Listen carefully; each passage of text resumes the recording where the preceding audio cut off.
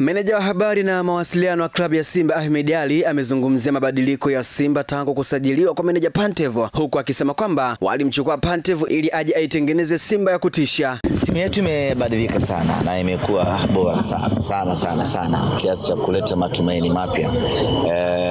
Kwanza sisi ushindi haikuwa shida zetu huko nyuma, tulikuwa tunashinda vizuri tu, hasa msimu huu tumeshinda kila mchezo ambao tumecheza. Kwa sisi ushindi haijawahi kuwa kipengele. Tulichokuwa tunakihitaji na ndio sababu ya kumchukua meneja Pantev ni kutengeneza soka safi, ni kuifanya Simba icheze mpira wa kutisha. Unajua unaweza kumfunga mtu magoli 3-4 lakini ukawa haujamtisha, haujamchosha, haujamuogopesha.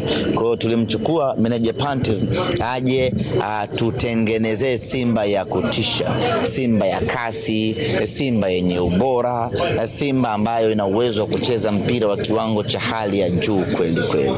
Na mabadiliko yote tutaanza kuyaona katika mchezo wetu wa tarehe 19. Katika mchezo wa tarehe 19, kutokana na uchache wa muda, usitegemee mabadiliko makubwa sana, lakini utaiona Simba imebadilika kwa kiasi fulani kutoka pale tulipoishia mechi ya mwisho kuja kwenye Simba hii mpya ya meneja Pantev.